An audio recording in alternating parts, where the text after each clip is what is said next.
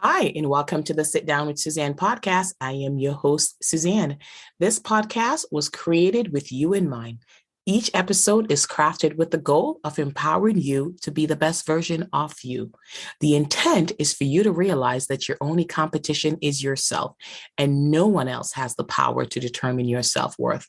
So join me on this journey where there'll be laughter, there'll be tears, there'll be aha moment, but there will definitely be accountability because it's about growth, y'all.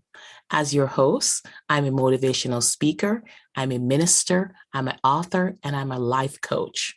I am excited to jump into tonight's topic, and I appreciate those of you who stuck around and sent me emails. I know I've been offline for a few weeks, just handling my business out here, you all, but I am back and I am excited because this episode, I'm going to be talking about the power of your no.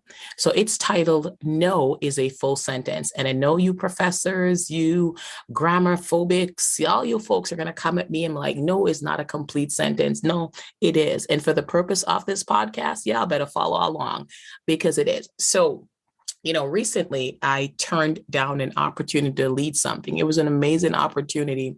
And it is something that would definitely look good on a resume. And I had the opportunity to lead it. And I will admit that I thought about it, weighed the pros and cons, but then I asked myself if I had time for it. And the truth is I didn't. I have a lot going on with work, with school, just trying to manage it all, being a wife, being a mother, being a minister, just so many different things that I do that, taking my time, the podcasting, writing, my other novel. And I just realized that, yes, I could do it, but it would take away time from something that I truly enjoy, which was my personal time with my family and my loved ones, time, with myself. And I said no. I turned it down because it just truly wasn't right for me at the time. And, as I made that decision, I really started to think about how many people probably would have said yes because yeah, it would look good on a resume, but they just don't want to disappoint, right? So I chatted with a few clients. I mentioned at the top of the broadcast, and if you've been listening to me for a while, you know that I'm a life coach. And if you've been listening to me for a while, thank you so much. I appreciate each and every one of you staying loyal, hitting that notification bell so that you can know when there's a new episode posted. And if you're listening for the first time, what took you so long? Get caught up because I promise you, this podcast is for you. So I chatted with a few clients, I chatted with a few people, and just asked them, do they struggle with saying no? And they did, and if they do say no, they have to give a long, convoluted explanation as to why. And they don't go with this theory that no is a full sentence. They got to go and give everything, right? So the whole house and the kitchen sink. So y'all know I'm into memes. So there was this meme going around for a while about Europeans and out of office message. And it's funny because as I was getting ready to do the podcast, I happened to be on a social media platform and I saw a similar meme to what I was talking about. So basically the meme says, when like European people, when they're going out of office, they'll just say out of office till the end of summer. That's it. No explanation. But in America, when we are going out of office, we put in the exact date, like today's date, and when we'll be back, and we'll say something. I'm out for surgery, but I won't be available, but I'll be available via email once the anesthesia wears off. I'll be checking email for the rest of the week, although I won't be at work. And if I don't get back to you by the end of this week, I will get back to you when I get back into the office on Monday this day, and I'll return all emails and phone calls after that. And this is all while they're recovering, right? So I cracked up because you know what? This might be a tad extreme, but it's true. I found that it is a fundamental American problem. It really is. And it's funny when you think about it, but I have lived this life. I have been there. Like we are taught that this is what we do. I read so many studies that says until recently, most Americans do not take their PTO time, paid time off, folk. I was guilty of that. I've worked for a company before where they just wasn't a priority for you to take your PTO time. And I realized that was lost. I had one company that paid you your PTO time, and then another company you just lost the PTO time because there was just every time you wanted to take the PTO, there was always another corporate visit. There was always this, there was always that. There was always something that for the business that took precedence over your personal time. Hallelujah. Thank God I have woken up because that is not me anymore. I am taking every bit of my personal time and I am in joy. And a quick sidetrack, if I had taken those, PTO time when I was young and married, my husband and I would have been traveling all over, but I didn't. But now, everywhere we go, we take the kiddies with us, and it is so much more expensive to travel with kids, and it limits some of the places that we could go. But my girls, and I love them, and I'm not going to leave them at home. But yeah, PTO time is so underappreciated for some generation. And this is why I will tell you, like a lot of the older generation resent millennials and this younger generation because they be taking their PTO time. The minute they got a sick day, they're not playing.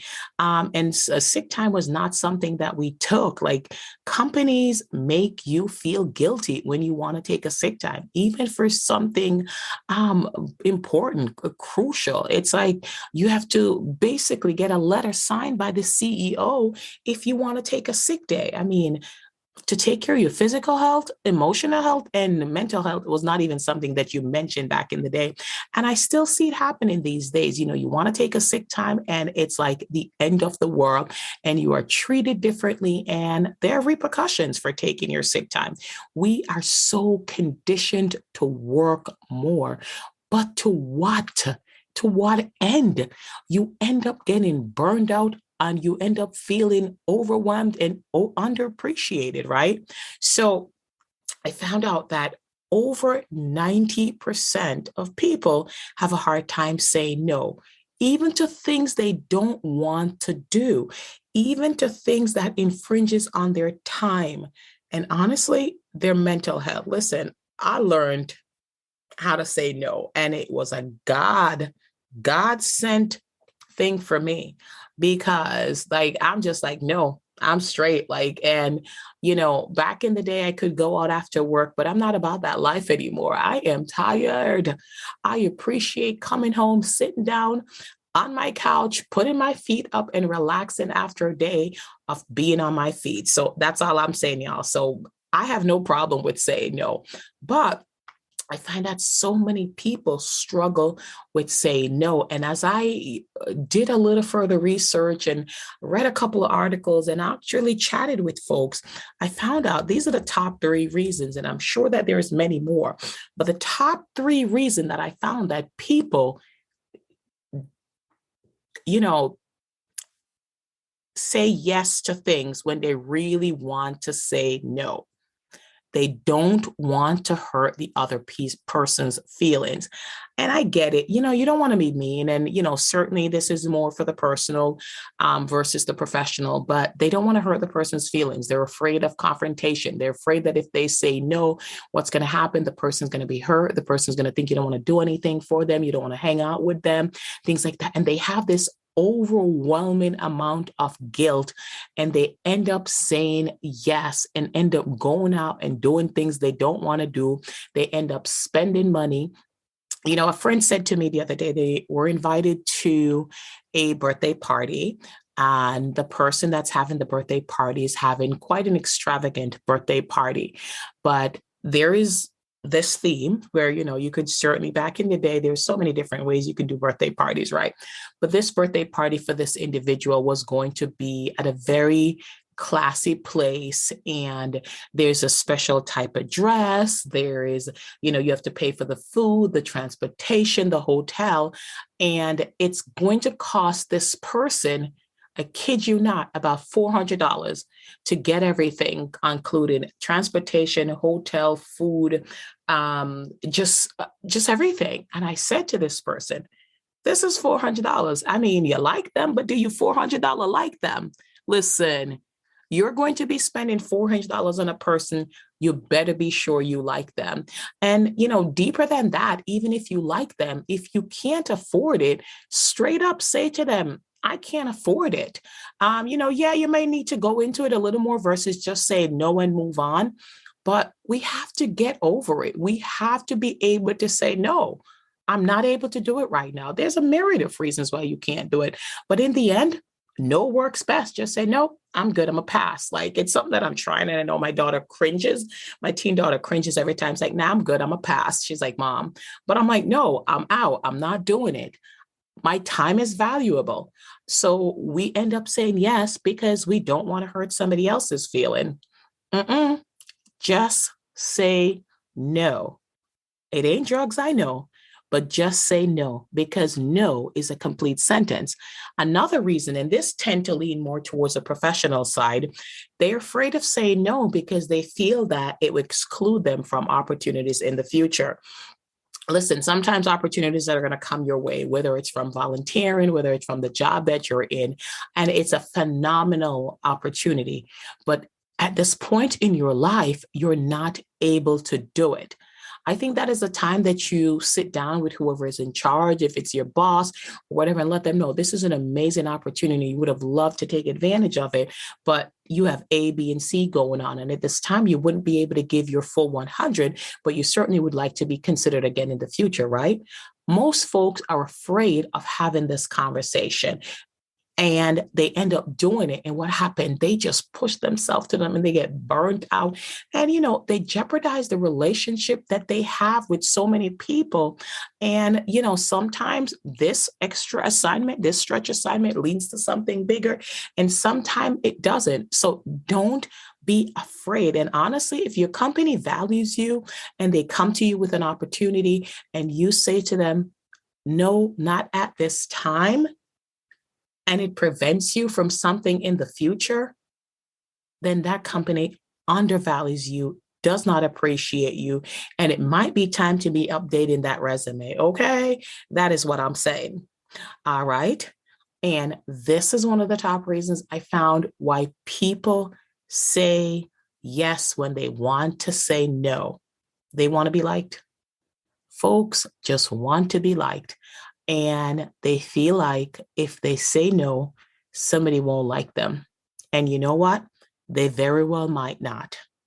But if somebody's not going to like you because you said no, you can't do something for them, they didn't like you that much anyway. I'm going to straight up be real with you. They did not like you that much anyway. Relationships are about give and take. Relationships is about, honestly, it's not quid pro quo, but it's like mutually doing things for each other, right? And if you can't do something for somebody and all of a sudden they, like they don't want to deal with you or, roll with you anymore. Yeah, I know my daughter is cringing, but it's okay. They don't want to roll with you anymore. They were not your friends to begin with. And, I've had this conversation with my clients so many times.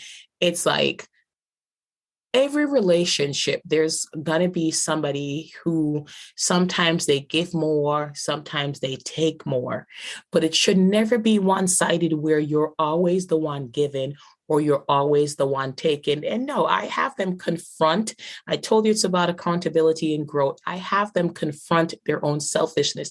This is something that I have done for myself. I confront my own selfishness and I hold myself accountable. So in a relationship, if you're the one that's always giving, back it up, examine that and fix that. If you're the one that's always taken, back it up, examine that and fix that. There should be a give and take. So we want to be liked. We don't say no, and we end up doing things for folks that we don't want to do. And frankly, you shouldn't be doing it. Listen, a couple of times I've got invited to places and it's just not my scene. And I'm like, nah, I'm good. And I'm okay with that. And honestly, I know that the people that like me, they're good. They're cool. Yeah, they'll be disappointed. I'm not going to lie. They'll probably be disappointed. And they'll like, nah, it's all right. But if you're going to be disappointed to the point where you don't want to talk to me anymore, then you were not my friend to begin with. And I'm going to continue to say no.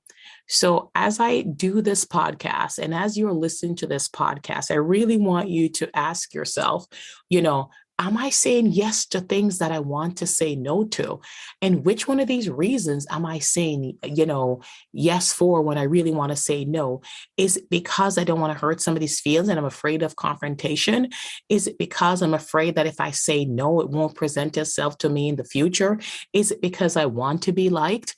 And, you just got to work on that. And if it's something where you're afraid of being like, start off small, right? Start off by saying no to something small and work your way up. Life is so precious. Life is short. I mean, Cicely Tyson was in her 90s. Betty White was 99. Sidney Poitier was 90 something. And they have lived lovely lives. But they passed and folks were like, oh, they wish they were here longer with them. So even to be in your 90s, it's not enough time with your loved ones. So just think about things that you're giving up to do something that you don't want. All right, I've said it several times to folks that have invited me hiking. I'm not a hiker. One day I might try it, but at this current moment in my life, I am absolutely not motivated to go hiking. I'll go walking with you, but you're not gonna get me hiking up no mountain. So I'm just going to encourage you. Examine the reasons why you're saying no and why you're saying yes, rather, and learn to say no. Learn to say no to things that are going to mess with you physically, mentally, emotionally, psychologically, financially. And, you're like, how is saying no messing with you financially? Hey, first of all, remember the friend I mentioned to you earlier that's going to some birthday dinner for a friend that's going to run them upwards of $400? No. If you can't afford it, just say no. A lot of times, we get these offers. If you're on social media, there's so many different things that are geared at taking your money. And a lot of them are coached as self-improvement. And some of them are good. And, you sign up for these things. And before you know it, you're paying for this and you're paying for that. And you're truly not getting any ROI and no return on your investment. And you're losing money financially because you're afraid, you sign up for this other class and you sign up for this and, you end up signing up for 50 different things. Back in the day, it's funny when I was at my skinniest and way, way long ago, and I didn't need to exercise. I had signed up for the gym and I think I went the first day and I never went back. That is money down the drain. And back in those times, you had to pay like the full year membership. So you lost that, right? Now you can do your month to month and that's different. Where was that when I was trying to work out? But I never ended up. That was a waste. So examine the things that you're signing up for, even things that starts out free.